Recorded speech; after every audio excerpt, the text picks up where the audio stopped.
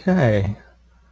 Well, I was going to wait for a few more. We actually had quite a few people sign up. Close to 100 people signed up to listen to this. So I imagine, though, it's Saturday and people are just going to watch the replay, which is fine as well. So that's okay. They can they can join in, catch up, or watch the replay. But I appreciate you guys coming along. I know it's a weekend and people have things to do. And I should have things to do as well, but apparently this is what I do. All right, so quick disclaimer, as always. The key points of that are that I'm not recommending any stocks. I may hold positions in stocks that we mention. Backtesting, which EdgeRater is primarily was a backtesting program, has limitations, as everyone knows. And of course, all trading involves risk, and you have to do your own due diligence. Agenda for today is this is going to be a much more basic webinar than the previous couple of webinars where we got into some details about generating and creating our own templates and how to go about doing that. The replays of those webinars are available on the YouTube website if you want to go back and check those out. But there are a lot of new users of the program and people who have come to some of the seminars that happened earlier in the year. For instance, in February at the Florida seminar with Jeff Scott and George Lee. There are a lot of people from there are new. Some of the people from the Orange County workshop in March are new, and also from the Palos Verdes workshop in March are also new. So I wanted to run this webinar because even though you can go a lot deeper with EdgeRater and do a lot of things, there are some very basic things that you need to know in order to get started. And once you know those basic things, it's a very easy program to use and can give you some very valuable information about what's happening in the market and good trading candidates. So we're going to start with setting up EdgeRater. What's a data provider? Where do you get data from? We'll talk about symbol lists. We'll talk about how to get more symbol lists, where you can find those types of things. We'll talk about where the data is stored on your hard drive, and even though you don't need to know that, it's useful to know when you are potentially troubleshooting, or if you want to run disconnected from the internet, where's the data stored. It's useful to know.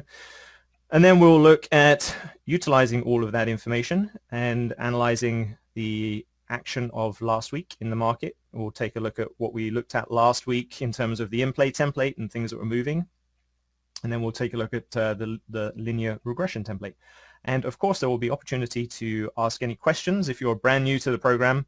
No question is too basic.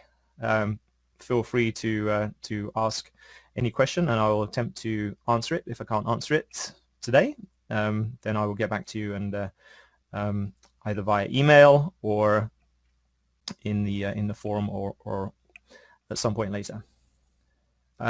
This is a new thing. It's not really new, but it's something I haven't really emphasized a lot. But there is a shared folder that I have, and I put information into this folder regularly, and everyone should be aware of where this is. What will happen is so make a note of this URL, and you can put this into a browser. And let me bring up my browser over here. So you click on that link, or you can't click on it, but if you type that link into your browser, you will end up on a site like this.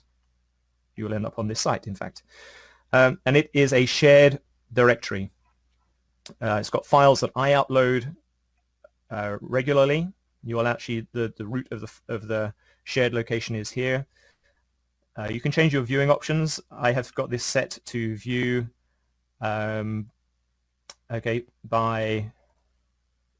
when you first come in here, you're going to have this view, which is not quite as easy in my opinion to see what's going on, but these are the folders. I always change it to the details view, and then it really looks like real folders. So what's in here? We actually have a presentations folder, I store materials from the presentation, sometimes the PDF file of the presentation. If you look in there, you've got some things from last week, you've got the sample templates from last week, and you can download any of these to your hard drive. If you go back, there is a Symbolists folder, and here I try to update these lists fairly regularly. This is where you can get extra symbol lists for the program if you want. Symbolists also, everyone knows, and we'll talk about it in a minute, that you can create your own lists very easily, but this is just a place that I put some lists that I use and find interesting, and others find interesting too. Then there's this, these are a couple of extra folders that you don't really need to know what these are, but basically anything that I find interesting that other people, whether you're an EdgeRater user and you use Yahoo for your data, or if you're an EdgeRater user and you use High Growth Stock Investor or HGSI for your data, the files that could be interesting to you are going to be stored in here. So it's a good place to know about. I'll just show you where the URL is again. Make a note of that, and you should be able to go there and download any of those files. And providing you download them into the relevant location, which we'll talk about, they will be good to work. A couple of other resources. So this PDF is actually in that location that I mentioned. And it has some links to some interesting things. If you are brand new to the program, there's a link here for a tutorial on installation, downloading, installing the software. There is a link on updating your data. We're going to talk about some of that today. There's a link about how to set up your chart so it looks the way you want it to look, and how you can get more than one chart, so you can see a weekly chart and a daily chart, for instance, on one screen. And you'll have a link there to the YouTube channel, which is youtube.com/EdgeRater video, and obviously the support page, which you probably know where that is by now. And then let me show the YouTube channel. That is a good place to, it's good to know where that is. If you go to youtube.com/EdgeRater video, should take you there, but /user/EdgeRater video will take you there too. And once you're on this channel, you will find all of the videos that have been produced that I've done for EdgeRater. And the most recent uploaded videos here are the last week's weekly wrap, the week before, and the week before that. This one will go in, obviously in here. So if you're looking for where the recording is going to be, it will end up in here. It may not always be the case that it's going to end up in here, because the webinar software is actually going to be able to, this new webinar software, Fuse Meeting, is going to be able to record and keep its own location for that recording, and that will go out to people who have registered for the webinars. So always a good idea to register. Don't assume it's just going to appear in the YouTube channel. It may not. In fact, this one is I'm doing a dual recording of this webinar because first time I'm using Fuse for this, so I want to see the quality of the recording from Fuse. If it's good enough, then it's just going to be a lot simpler for me to publish the recording, the link to the Fuse recording, rather than using my Camtasia recording, which I'm also doing. But for me to do the Camtasia recording and then render that and upload it to YouTube is a lot of extra work afterwards. So if it works properly with Fuse, I'm probably just going to stick with the Fuse recording. Okay. So let's get going. So first of all, I said I was going to talk about setting up EdgeRater. When you first run the program, let me just bring the program into view. Hang on a sec. All right, here we are. All right, so when you first run the program, you're going to see a view like this. Normally, when you first run the program, you will not have a big list of templates on the right-hand side because you need to download the templates, and you always get your latest version of templates from over here in the menu. You'll always notice it should be green if you have, it says my version is and then a number. That should be green. And it's normally the number that you see in here is the year, the month, And then if there's been a point released during the month, you'll have a dot 1, 2, 3, 4, etc. But if it's just the regular release for the month, April, then it'll be 2015.4. If that's ever red, it means that there is a newer version of the templates that are on the website, and you can download by pressing the Get Latest Templates button right here. And that will just download the templates. When you first install the software, you don't have any templates, and you have to press Get Latest Templates to get the templates. Okay. So where is probably the first thing you need to do is set up your data provider. This is set by default to allow you to get data from the free Yahoo data source. So if you are using Yahoo and no other data source, you probably don't need to change this, but it's a good idea to know where it is. There's a little check mark next to whatever your default provider is. Okay. Default data provider means where by default you're going to get the data from. So there are 4 options. You could have, if you have High Growth Stock Investor, HGSI, you can choose to get your data by default from HGSI. Now you can always change on an individual list basis that if your default is set to HGSI, maybe there are some symbols in Yahoo, for instance, foreign stocks, that you want to download also. And you can then do that on an individual list basis, but your default provider should always be set to HGSI because that's what you mainly use. So you can have it set to any of these. Metastock is another option. If you have data providers that give you data in Metastock format, the Metastock files will be files on your hard drive, and you can then point this data provider to the file location on the hard drive. Same with ASCII files. But mainly, I would say 95% of users use either the Yahoo data provider or the HGSI data provider. And as you saw when you came in here, I use the HGSI data provider because I have HGSI, I find it very useful. And it is a very good companion to EdgeRater. They work very well together. However, if you don't have HGSI, make sure you have Yahoo set in here and then press your OK.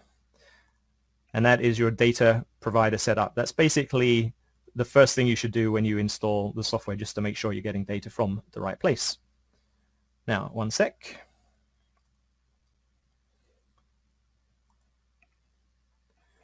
Okay, a few more people have arrived. That's great. Welcome, everybody.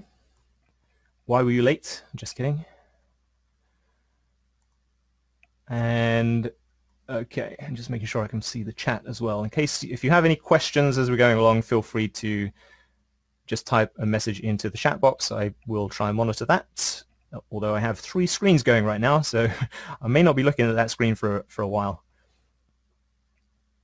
Okay, next thing, once you've set your data provider up, is symbol lists. That's a very important concept in the program. What is a symbol list? It's basically a list of symbols, funny enough.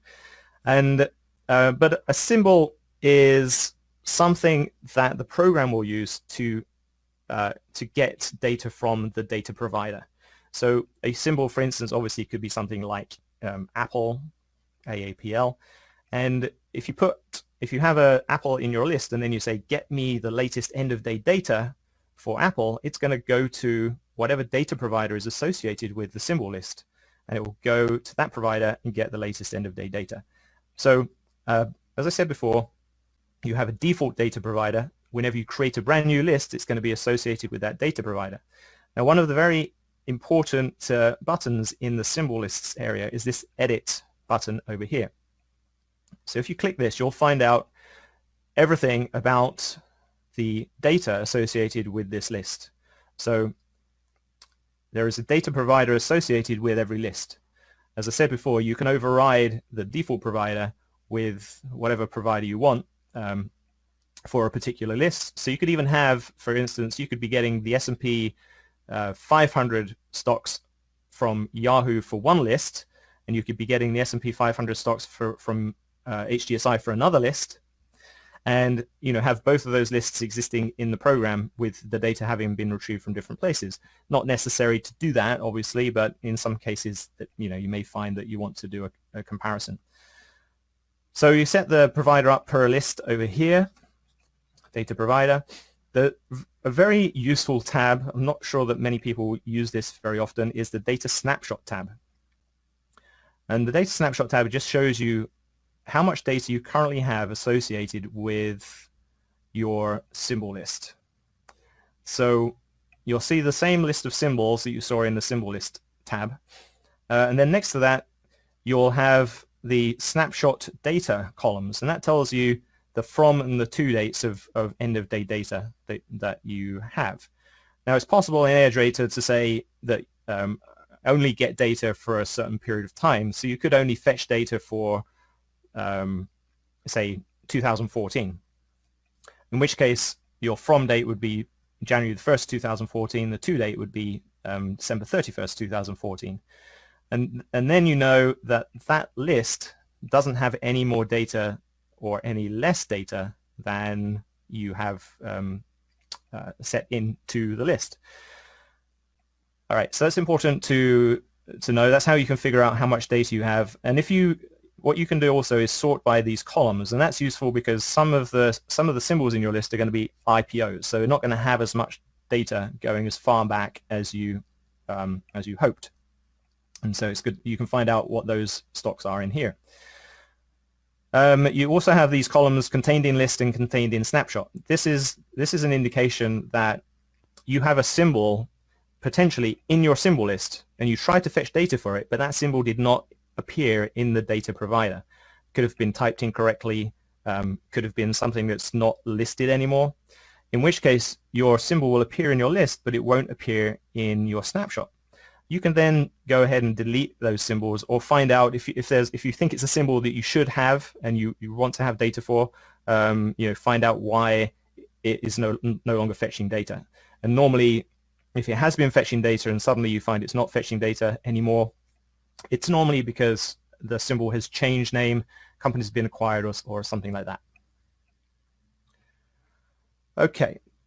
So data update options is the third tab over here, another important one. By default, whenever you create a new list or you use a list, you will have 2 years worth of data. It will fetch the most recent 2 years worth of data for that list. You can set a specific range of dates to fetch. That's useful when you're doing backtesting. You may not want to have the data from this year. You may just want to have data up to the end of last year, and you can then set the specific date range so you only get that data. And then you know the program, there's no way the program is using more recent data. You know that it's fixed up to a certain date, and that is an important aspect of the backtesting. You can specify to fetch more data in here by saying, just changing this to a higher number. If you're doing something like, if you want to use the seasonality aspects of the program, you will need more data than 2 years worth of data, in which case you can set that to something like 10. You just can change that in there. The more data that you fetch will have implications. The implications are, it's going to take longer to do your end of day update if you are fetching more data. And in particular, if you are using the Yahoo data provider, it's going out to the internet and downloading 10 years worth of data for every symbol instead of 2 years.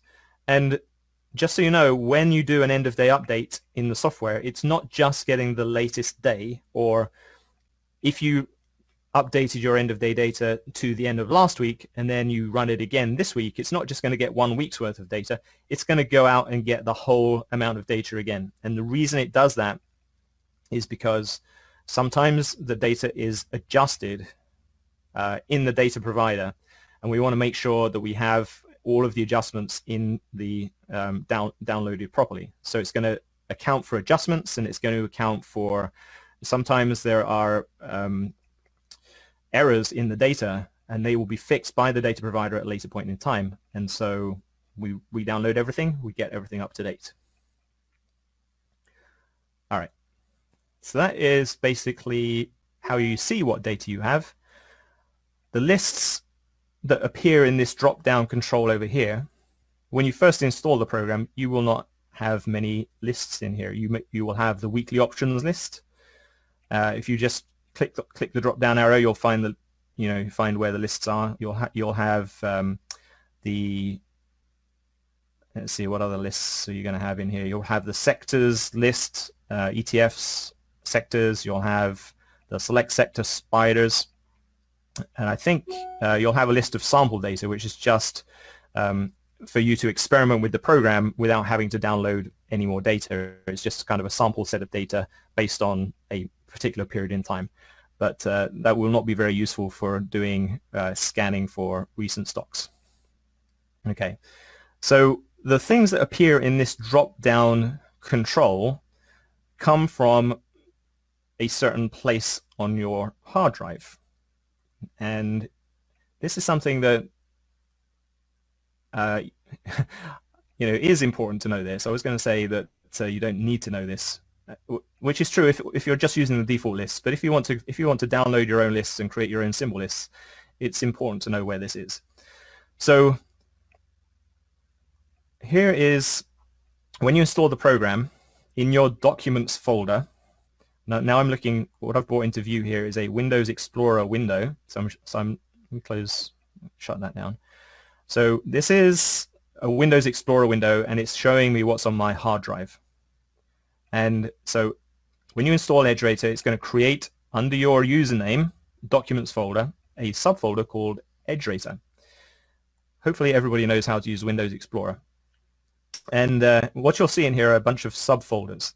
This is where all of your customizations, if you've done any chart customizations, all of your symbol lists, new symbol lists that you've put in, the actual data that's downloaded, it's all stored under here. If you ever transfer or move to a new computer and you want to keep all of your customizations, just move this folder over. Take a copy of documents/EdgeRater and copy that into the new computer, and you'll have everything back the way it was. So if you look under the symbol lists subfolder, you'll see this is actually the exact same list that you saw in that drop-down control that I showed you. So this is telling you sort of how to put a new symbol list from scratch into EdgeRater. You can do it from the user interface in the software, but if you have a large list, it's actually a lot easier to put the list as a text file into this folder here. Let's take a look at one of these symbol lists. We'll look at the Finviz Gold Stocks.txt. TXT, it's just a text file. You open that up. Okay, you can see the format of the file. You have the symbol, comma, and then name. It's not necessary to have the comma and name. You could just have symbol, but if you just put symbol and one per line into the symbol list, then you're not going to get the name appearing in charts or in templates. So it's useful to have the symbol, comma, name. And that's really all the symbol list is. It's a text file, and that's why it's very easy to create your own, because you can create a text file very easily, or you can find on the website, on the various websites, they will have lists that you can download, and you can put them into TXT format, and then they're available in the software. So as soon as you put a new file in this folder, you'll find that it will appear in the drop-down control in EdgeRater. Now, if you're worried about the file system, you don't like using the file system, you don't have to. You can do everything from the user interface in the software. To create a new list, you would click on New over here. You say where you want to get the data from, how many years worth of data you want to fetch. And right now you see there's no data in this list. But if I created a new one, I said Apple, and I don't put any description in here, and it's associated with Yahoo, what I would have to do is save this list, and I will call it my test. And you notice that the default location is it's going to save it into EdgeRater symbol lists. So I'll call it my test. I don't have to provide a file extension because it's going to by default put TXT on there. Okay, so I've saved the list. Now I'm going to hit update data here, and you'll notice that we now have data in the data snapshot tab. You'll see from 425.13 to 424.15, that data is now in this list. And what you'll see over here in this drop-down control is my test is in here. Okay, just has one symbol in, and that's Apple. And if we go back to the folder, Symbolists folder, you'll see that my test.txt is here. If we open that up, you'll see that it just has Apple, comma. Okay, and I should probably have put the name in Apple Inc. in there or something like that. Okay, so basic symbol list functionality. On a daily basis then, what do you need to do?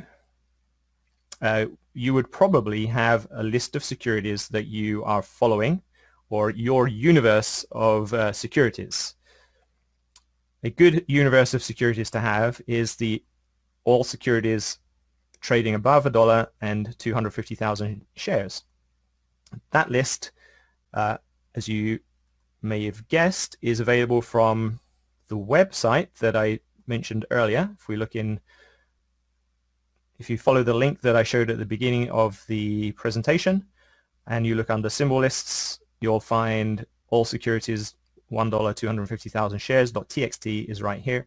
You can download that and put it into the EdgeRater symbol list folder, and you'll have that list. You can then hit the end of day update button, which is over here, and that will then go out to whatever your data provider is and get the data for that list.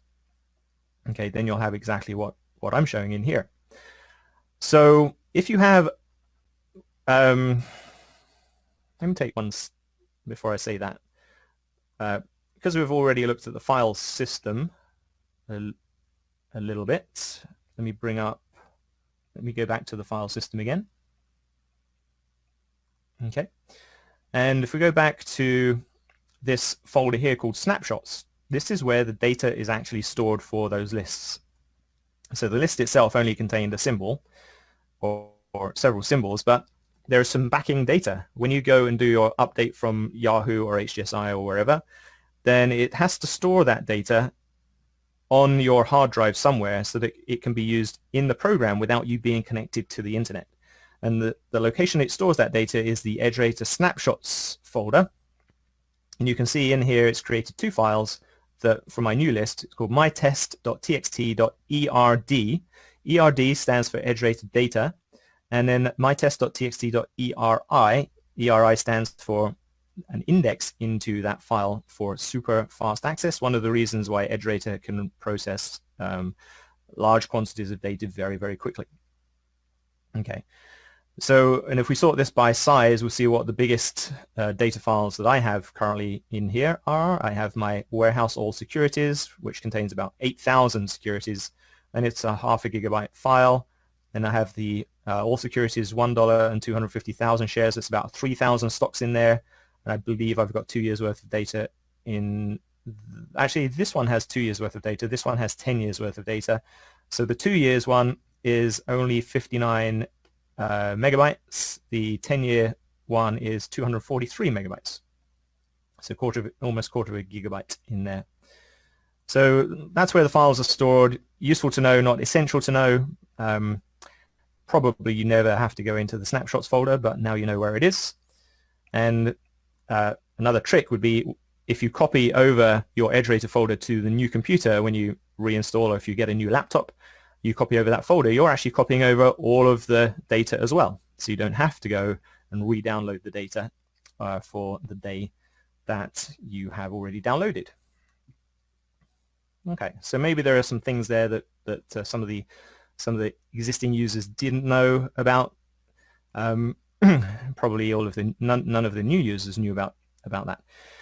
Other important files that are in the file system are the logs directory. That is something you will probably not often have to go into, but if you ever have a problem with the software and it is throwing up an error message and it says, you know, you've done something and an error has been generated, potentially a bug in the software, send me the latest log file. I'll be able to look at that, and or you can just tell me that you had an error. I'll ask for the file. This is where you would go to get it, under your documents, EdgeRater logs, and then they're named by date. Types of things that are in a log file are, anyone can you can look at your log file and find out what's in there. A lot of it's just informational, tells you what the program is doing, what it's done. when it's processing data, how long it's taking to process data. Not anything really interesting for everybody to look at, but very helpful if I'm trying to debug a problem that's occurred in the software. The reports directory is actually something you will want to know where this is. If you open up reports, this actually contains all of the, every time you run a template, it automatically generates the report in this folder under EdgeRater reports. So you don't have to save a template or the results of running a template after you've run it. It will just automatically be in here. This folder will continue to fill up. It will just get bigger and bigger because files are never deleted from here. So periodically go into this folder and delete things that you no longer need. You may, periodically go in there and just delete everything. If you've archived things you need, if you want to store certain scans from times back, then you can archive those, but then go in and just delete this folder occasionally, or delete the files you don't need. But because these are XLSX files, that's actually an Excel file. You can open up that file, and I'll just do that right now. If you double click on it, you're actually going to invoke Microsoft Excel.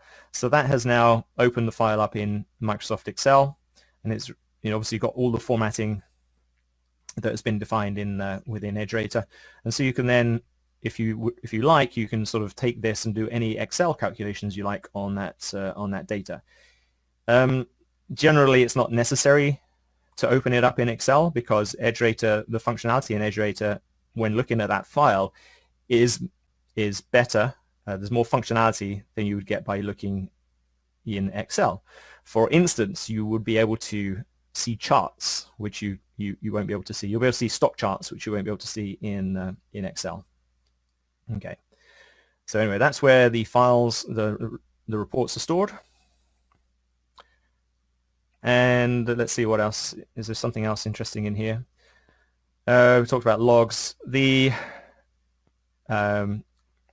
Edge Club, we talked about this last week when we looked at creating our own templates.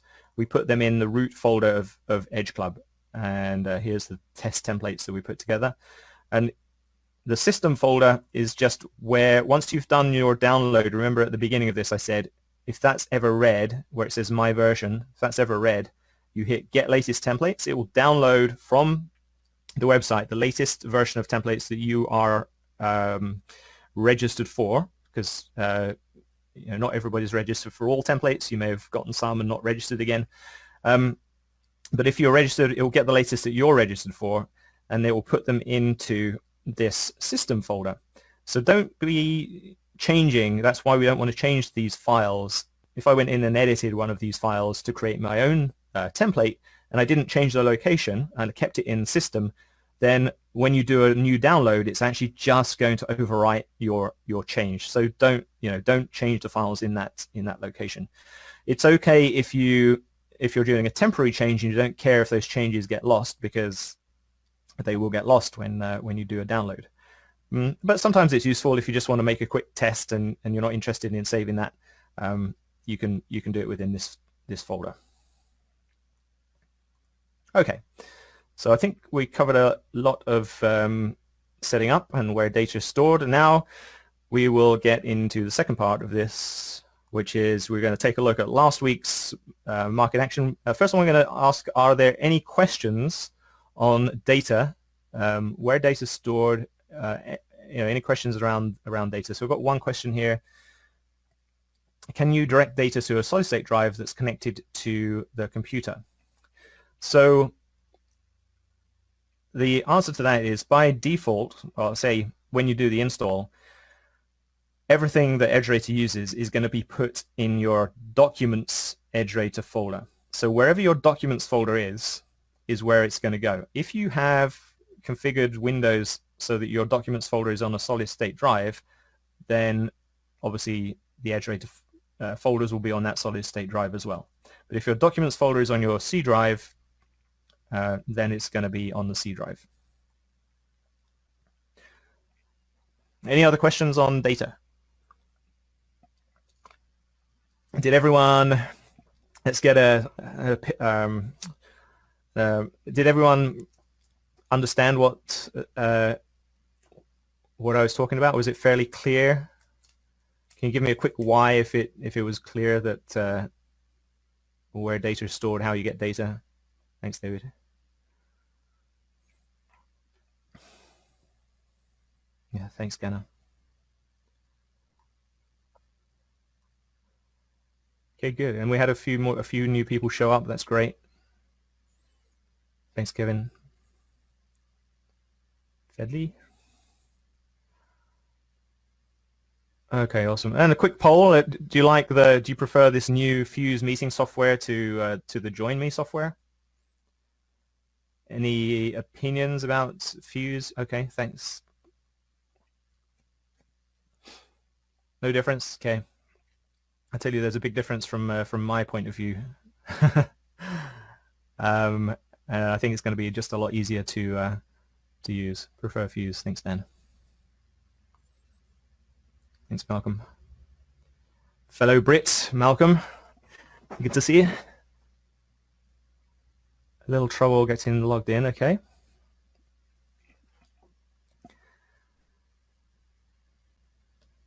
All right. In general, yeah, Kevin. What trouble did you have, just out of interest, Kevin? What trouble did you have logging in? Did anyone have trouble with audio, by the way? That was always a big thing with Join Me. It was audio problems.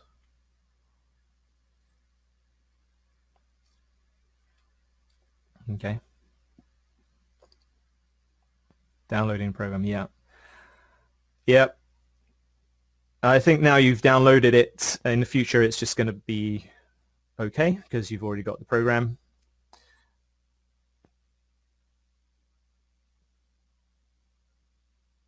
Great. Thanks, David. Okay, good. All right. So did everyone have a good week in the market last week?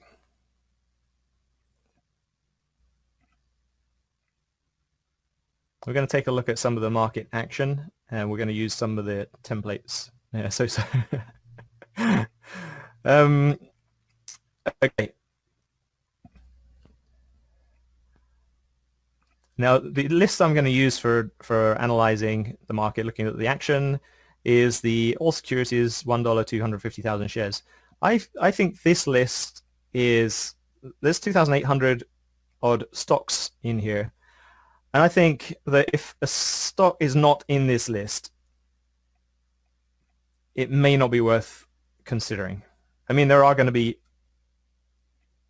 oh, hang on a sec. Thanks, Siri. Uh-oh. So I have my phone plugged in here, which is an iPhone, and if you ever say anything while it's plugged in that sounds like, "Hey Siri," it wakes up and tries to answer whatever you said afterwards. It just did that. So thanks. That's great. Where was I? Oh yeah. So I think if a stock doesn't appear in this list, it may not be worth considering. But obviously there are going to be one or two cases where maybe the stock has gone below $1 temporarily, and it's got a large amount of shares traded. It may be worth considering. But I think in general this list is all you really need to consider for US stocks. Obviously no good for foreign stocks, but if you are using foreign stocks, then you can use the Yahoo data provider, and you can get the foreign issues from Yahoo. Okay, so we'll take a look at hot topics, and in hot topics there are two templates. So this is for primarily, it's going to be a review for most people, but for all of the new people who have joined the program, this will be, so I'm going to go through the basics, how to run a template in addition to looking at the market. So bear with me if you've seen this many times before. I just want to kind of emphasize how easy it is to run a template and get the information. On the right-hand side of the screen, you'll find a templates panel, whatever you want to call it. It may be collapsed. So if you're looking at Okay, when you run the program, you've got 4 tabs along the bottom of the screen. Make sure you have selected the Edge Excel Templates tab. This is probably where you spend most of your time. Unless you're doing backtesting and all kinds of other things like that, you'll spend most of your time in here. Okay, it may be that the template panel is collapsed onto the right-hand side of the screen. And by the way, sometimes I say RHS in the email just to refer to right-hand side panel, RHS and LHS. So if you ever get an email from me that says that, that's what it means. Okay, sometimes it's collapsed and you cannot see it, but just click on it to open it. And if you want it to stay open, there's a little pin icon here called, it says dock, and then it will stay open. When I'm doing the presentation here, and when I'm at a seminar and doing presentations, because I'm only using one screen, I don't have a lot of screen area. So in order to see more of my template, what I often do is after running the template, I just collapse these windows down to the side to give me more of a view. If you are using multiple monitors, you might not need to do that, and you might be able to just keep all of the panels out in view. Recording, yes, Garner, this is being recorded, and it will be on the EdgeRater video YouTube site. Now, potentially, okay. All right, so in play, what I did was in the templates panel, on the very right-hand side, you see some rectangular icons. These are what are called categories in the system. And categories can contain templates. All right, the hot topics category, if you click on that, you'll find that, look over slightly to the left, there are 2 templates in here. One is called in play and one is called the Larry Williams range scan template. So in play template is what we're going to use right now. So basically the steps are select your category, select your template. If you close down EdgeRater now and open it up again, it will load up the last template you had loaded. Okay. Then select the list that you want to run this template on, and make sure your list is updated with data. To update a list, you either press your end of day update button here, or and I forgot to mention in the data section, in the home tab, there's actually a Symbolists icon over here. This will show you all of the lists that are currently in your system, and if you want to update multiple lists at one time, then you can check the boxes next to the list you want to update, and then just press the update list data button, go get a cup of coffee, and then come back and your list will be updated. So if you want to do that. If you are only working with one list primarily, then you can select it over here and just press the end of day update button over here. Okay, so this has been updated as of Friday. And all you have to do is press run. Oh, before we do that, I'm going to say we're looking at last week's data. We want to see what's moved last week. 5 days for the number of days for this template, and press run. On the bottom left, this is where you'll see the progress. Many things you do in the program will take a bit of processing, and you'll see the progress bar move on the bottom left-hand side. And here's where I'm going to close down these 2 side windows so we can see basically the whole template output. So this is showing stocks that were in play last week. And at the very top of the list, the column F is your max play column. This is telling you the lowest low to the highest high during the week. So if you had great foresight and you were able to pick the lowest low and highest high, you could have potentially made 149% return in VLTC. You could have made 96% return in VGGL, FIGL. If you have been trading this week, you will probably recognize many of these stocks because they've been coming up in lists all over the place. So the max play is your lowest low to highest high. The other columns may be a more realistic interpretation of what you could have made if you were trading these stocks. For instance, we have the opening price to the closing price over that period of time. So even though VLTC had a max play of 149%, if you had purchased it on Monday and sold it on Friday, you would have actually only made 29%.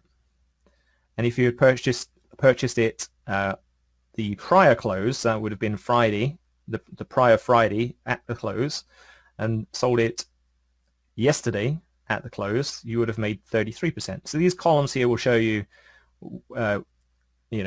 different things, but the max play is an interesting column. It shows what's been moving in the week and what you potentially could have made. And the actual max play number, you probably would never be able to make that number, but you probably would be able to make more than the open to close over here. So out of all of these stocks, I like to kind of compare what appeared in that list the week before, and see if things are appearing more, if they appeared last week when we ran this scan, then it gives us a good indication if they're appearing this week that it's actually good to run this scan, because now we can narrow down the list of stocks that we're looking at and potentially only focus on things that have got good max play figures for this week. So before I do that though, let me just put this on one side over here. And what I'm going to do is bring up a chart so we can take a look at some of these, see what actually happened in the week. All right. Oops. I do have multiple screens going on here, so sometimes things pop up on another monitor. Okay, so I've configured my chart to show a weekly at the top and a daily at the bottom. I've got a few indicators on there, but I think in general you can see what's happened with VLTC. 149% max play during the week, which meant that if we count back Friday, Thursday, Wednesday, Tuesday, Monday, the lowest low is going to be down here. The highest high is going to be up here at 21. This is 149% move from lowest low to highest high, but from open to close, it's only 29% move. 1, 2, 3, 4, 5. So open over here, 8.95 to close over here, 11.78. Now, but does that mean that obviously it had a huge move if you'd have bought the stock up here and then held on to it? No good, right? But things that have been moving and shown their hand do make good candidates for monitoring for the other for upcoming sessions. And so that's the whole point of this template is it's showing you what's moved and giving you a chance to monitor it for better entries. And a good example of this was last week. Vigil came up. So Vigil, when we did the scan last Saturday, 1, 2, 3, 4, 5. So this would have been Monday's trade. So close last week, we were looking at a chart which looked like, let's go back to Friday. So this is what the chart looked like in Vigil last week. Excuse me, I just have to, there we go. Okay, so this is what the chart looked like in Vigil last week, and it had come up on the scan as being a big mover. Let's see exactly what it said here, because remember I said when you run a template, it's going to store the results of that template in the reports directory. Let's go back to last week, the 18th, and take a look at the in-play template from there. I'm opening it up in Excel. I could have opened it up in EdgeRater. Okay, so Vigil actually was at the top of the list last week. Oh, that's my comparison template. Okay. Sorry. All right, I didn't think it was at the top of the list, but it was pretty. So here's the template from last week, Vigil. And we had max play in there. It was number 3 on the list when sorted in terms of max play. Vigil was number 3. 71% max play. And that's how it looks last week. Now, this week, it's number 2 with a 96% max play. So even though it had this pullback here, and you would you would have been worried if you bought it at this at the peak over here and had this this big drawdown. But if you attended George Lee's webinar last Sunday evening, this was actually one of the stocks that he mentioned that had appeared in the EdgeRater scan that he would be monitoring for an entry last week.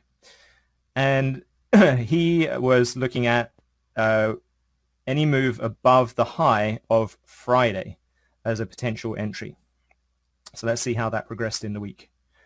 It actually did on the Monday move above the high, and then, you know, it did give a good, there would have been a good trade in here. So it's not like we're looking back and saying, you know, what are the great stocks of this week, and, you know, that's great, everyone can see that.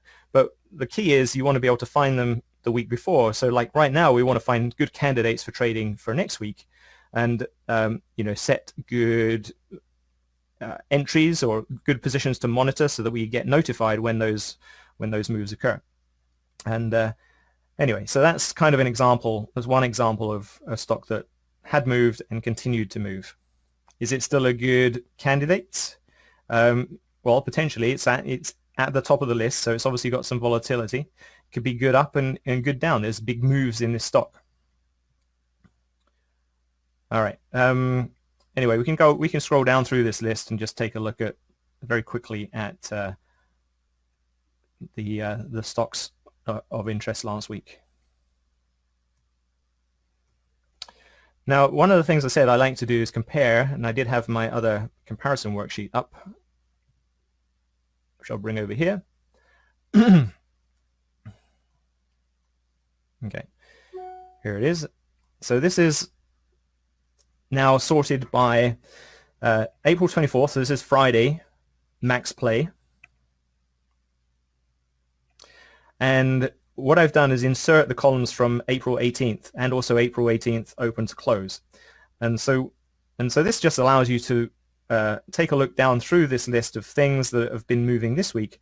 And then if you look over to the max play for last week, you know, if you also are seeing big moves up or down, you know that these, you know, pretty much every one of these has had a big move in the prior week. Out of the top 20, you know, you've got an average probably of around 30-ish% in terms of moves in the prior week.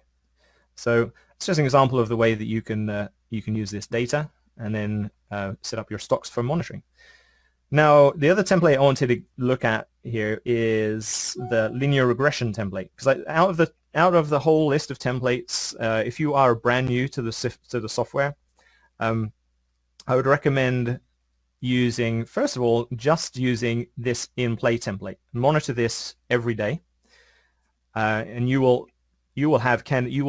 won't be impossible to miss good trading candidates. It's because they will be shown in here every single night. You look at this every night, you know, you're not going to miss something. Often what happens is when you do scans on the internet or in other places, what happens is you go, yeah, that looks like it's going to be a good move. It's not ready right now, but let me just watch it. And then, of course, 2 days later, you've forgotten all about it. And the next time you hear about it, it's made like a 50% move, and you were not involved in that. Watch this template every night. Things are going to show their hand. You're not going to be able to miss stocks that are making a move. So I'd recommend this as being the #1 template to run every day. Another good one is the linear regression template. Linear regression might give you an idea of stocks that are more consistent in their moves. Maybe they don't have such great volatility right now, but they're steady, so kind of slow and steady movers in the upper direction. And so that's where the linear regression template will work. So let's run linear regression on the same list of symbols. I'll click on run. You'll watch the bottom of the screen. This one's going to take a little bit longer to process because there's actually a lot more data being collected and crunched. The numbers are being crunched in this template. There are many more columns of information. So still, even though it's still processing 3,000 stocks, it's still not going to take that long to complete. And when it's done, we will have our result. And when you first run this, you may look at this template and say, holy, there's a lot of information in here. That is, there is a lot of information in here, but there's only the information that you really need to pay attention to is very limited. Now, what I like to do is, it's a little scary to see these columns that say num in them, and you often think the template's not running correctly. What's going wrong? All it means is that when we're looking at a 252-day period over here, 1 year, so we're in this 1 year set of columns over here, it means that there isn't a year's worth of data to analyze in this stock. So we're not able to create a linear regression for 1 year. So what I like to do on this template is come over to the 1 year and just filter out stocks so we don't see any num value. So it means now every stock that we're looking at in this whole template has got at least a year's worth of data.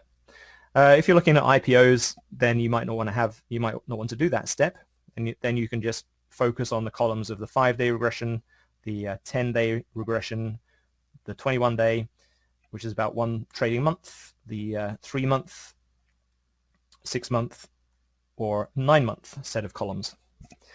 And even though there are more columns over to the right-hand side of the template, you never need to go over here. These columns are just used to give the information that appears in the front set of columns. And in general, in a template, the way that it's laid out, the information that's important is shown as far to the left of the template, so you don't have to scroll over to the right to see important information.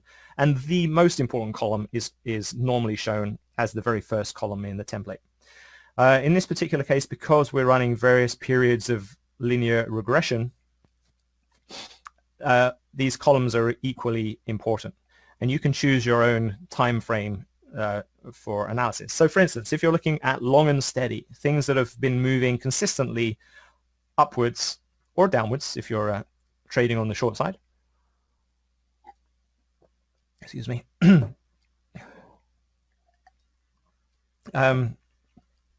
then say, so we're looking at the 1 month. What we would do is we would sort this column by annualized percentage growth. And this is showing over a 1 month period. When you draw that linear regression line, it's showing where the line would appear a year from now. So we're essentially normalizing the values in each of these over these periods so that we can compare them and get a good idea for rate of growth. So let's look at some charts. We'll take this down. I'm going to just focus on the 1 month column for now. And this is, I haven't pre-planned. I haven't looked at this before. This is the first time I've been seeing Friday's data. So we'll take a look at this together. Take it out of replay mode. And so, with the LTC appeared also in the in-play template. A lot of these things will appear in both templates. But we're looking for a long and steady over 1 month. This may not be so steady, obviously, because it's very volatile. So how could you tell that whether there is volatility or whether there is something that's moving smoothly? And the answer to that is with linear regression. And let me just change this so that we're looking at a linear regression line. Okay, so now we're drawing the linear regression line. You can see that in the lower chart area. We're looking at a daily chart. You've got the 1 month linear regression line. So sure, it's an up slope, but it's volatile. And we get an idea of volatility from the percent B column in here, 17% B. Sorry, bandwidth is bandwidth is your indication of volatility. 17% is where the stock currently is in relation to the bands. So it's 17% above the lower band right now. But the bandwidth being 0.44 is very, very high, meaning that there's a lot of volatility. If you're looking for slow and steady stocks that are rising, slow and steady, then you want this bandwidth number to be low. So let's do some filtering on here to get those kind of stocks that we're looking for, slow and steady stocks. I'm going to filter bandwidth, and I'm going to say number filter I want it to be less than. You can play around with the numbers here to get what you want, and I'm not really sure what I need for this, but I'm going to say let's look for something with 0.15. How about that? Less than 0.15. So now two things have happened. I'm still sorting by annualized percent, but I've also got things that are with a bandwidth of a low bandwidth. So now we'll start looking at those. So annualized percent PBR. I remember seeing that come up in the week on a couple of news stations. But anyway, PBR over the month has been, you can see the band between the upper regression channel line, which is a 1 standard deviation line, and the lower line. Sorry, is that 1 standard or 2 standard deviations? 2 standard deviations. There we go.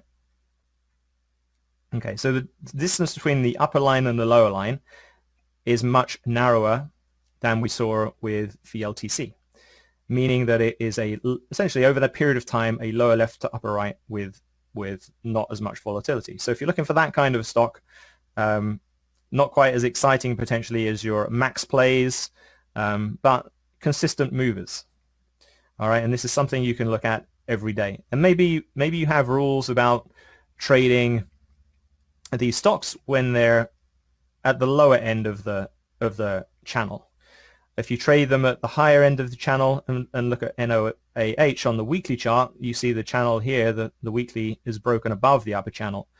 You know, things that break above the upper channel can keep moving, obviously, but also there's potentially more risk in trading something like that. So maybe you're waiting for the stock to move towards the lower end of the channel before you're trading. But with this, you can easily find those stocks. For instance, we have done filtering based on bandwidth here. We have got sorting based on annualized percent.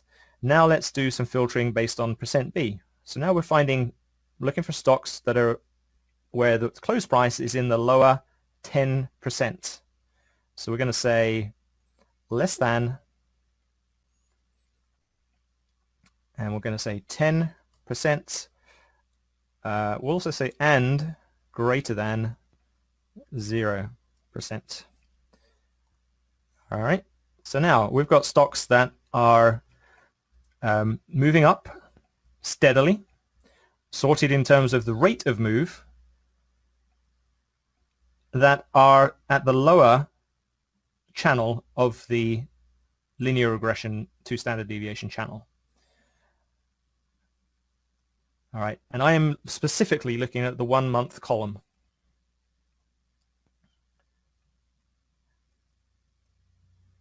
Okay, and you can of course do this for any of these columns. If you are looking at the further in time you go, if I'm going further over to the right in the spreadsheet, then the more consistent and steady these stocks are. Of course, I'd have to cancel all my filtering that I've done on the 1 month column, which is easy to do. You just click on the column and say clear filter. Click on the column, clear filter. So I'm not doing any filtering there. And I'll come over to the, let's find out over a 1 year period what's been moving up. And let's find things that are currently with a low bandwidth. And as you go out to the 1 year period, you may have to adjust the bandwidth settings from the 1 month period. But I'm going to say number filter less than, this time we're going to go with a 0.3, I think, 0.3. And percent B, I would like to be less than,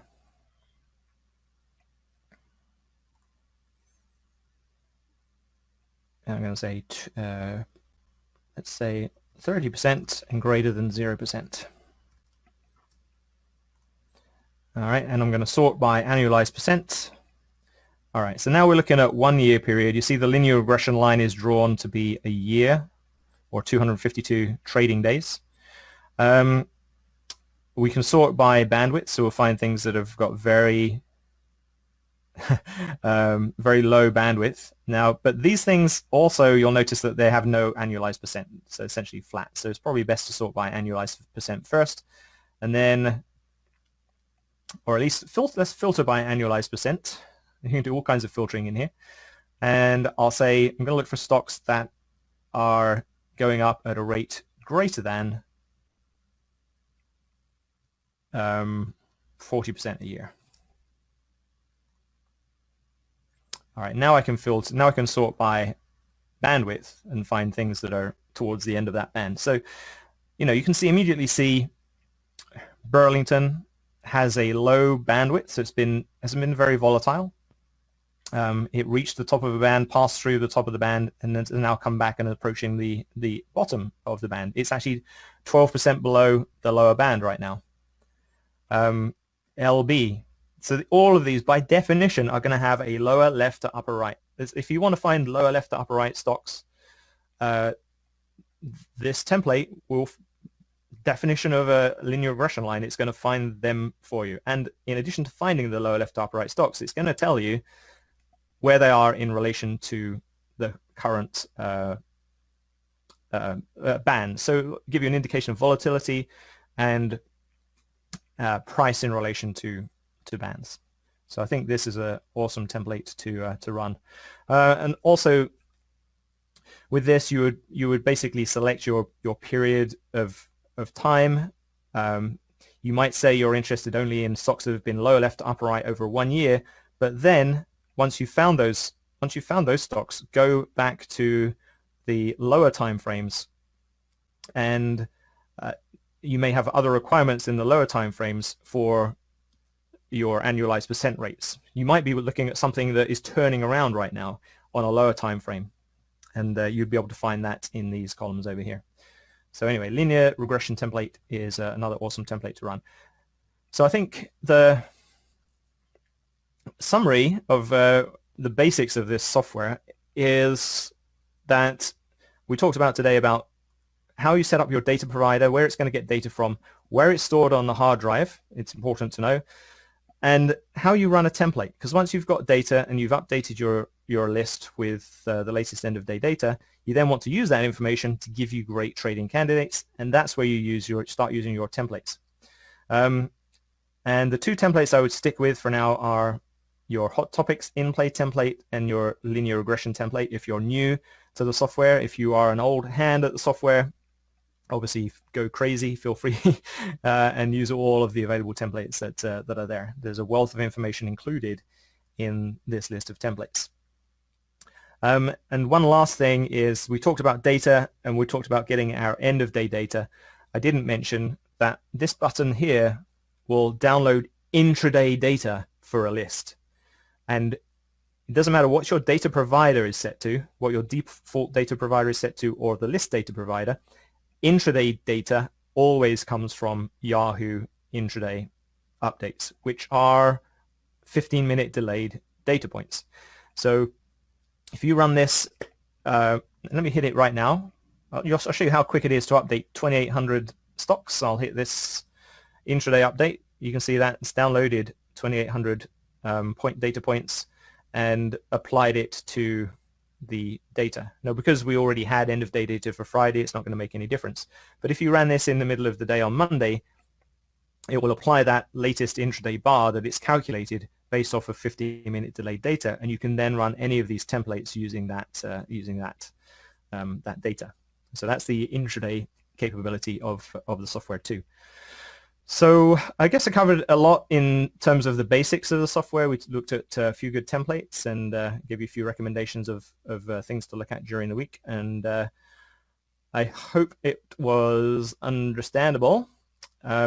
Next weekend, I'm not going to be able to run a webinar because I'm not going to be here. The following weekend, I have a similar issue. So probably the next one, unless I can actually arrange a schedule during the week in the next 2 weeks, the next one is going to be 3 weekends out from now on a Saturday at 10. And I will update my list on the website to let you know when that's going to happen, and I'll send out an email.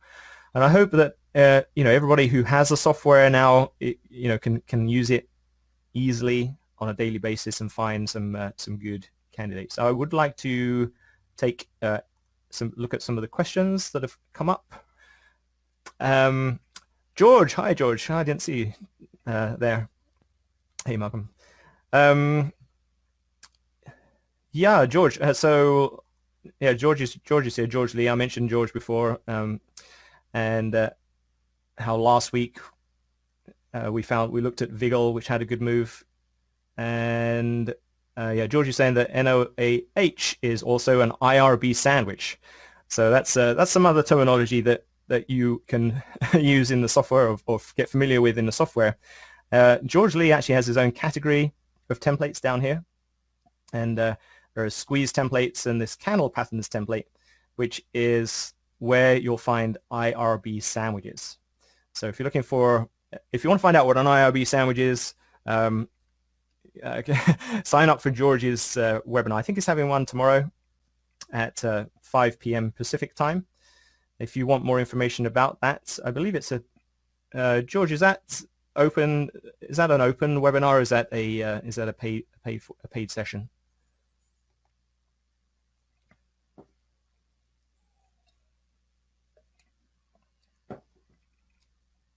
While I'm waiting for the answer for that, I will show you what NOAH look like.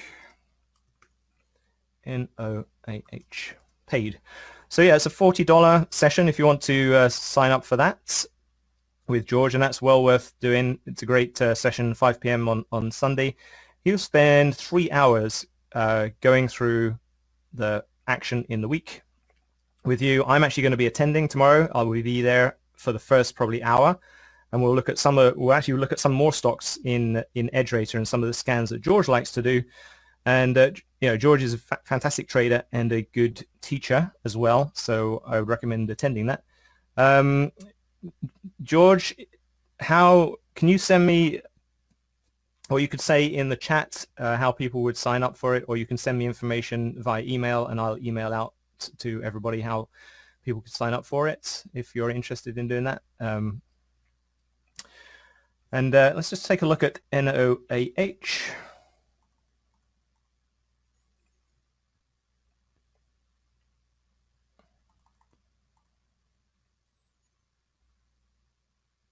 Okay, so there we go. So George has given his email address. If people are interested, look in the chat. You'll see George's email address, and you can email him about attending that that session. Okay, and I guess we'll talk about IRB sandwiches there. But to give a little taster, we're talking about inventory retracement bars. That's what IRB stands for, and an inventory retracement bar sandwich is where you have a inventory retracement bar in one direction, followed by a bar, followed by the inventory retracement bar in the other direction. It creates a sandwich, and that is something that Rob Hoffman talks about, inventory retracement bars. And very powerful they've proven to be when stocks are able to overcome the upper wick of the candle and go on to make further moves. It just shows that the selling has dried up. No longer when the stock gets up to the top of that wick are people selling off. There's inventory is no longer available, and so the stock can move higher. So anyway, you'll find out more about that with George.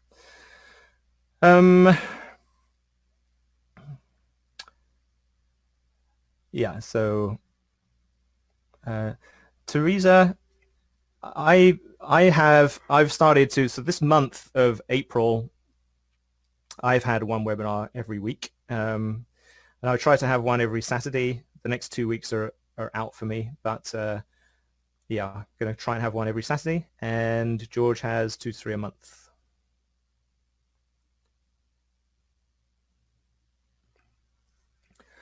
I should have mentioned, some people were asking me about EdgeRater and how they can use the software, how they can buy the software. It's for sale on the site for $1,997 permanent license, but actually a lot of people take the option of taking a 1-year subscription to the software. If you go to edgerater.com, and you look under products, let's see, we'll take a look at products. If you scroll down the list of products, you'll find Edge Club membership. Essentially, the annual subscription for $597 is a great way to get into the program. You basically, what it means is you're signing up to use the software for a year. You get everything, all the templates and all the software, everything that you would get if you purchased the program outright. And it's only $597 for a year. The only thing about having the subscription software, the only difference is that you have to log on to use it. So it requires an internet connection in order to log on, which means you can't use it on an airplane. Whereas with the permanent license software, it's like Excel. You don't have to log on to use it, but obviously in order to download data from Yahoo, you would have to have an internet connection. So, but the annual subscription is a good option for people, and I would recommend that too. So, a good way to get into the software. Okay, guys, thanks so much for spending some of your Saturday with me, and go out and enjoy the rest of the weekend. Have a good one. See you later.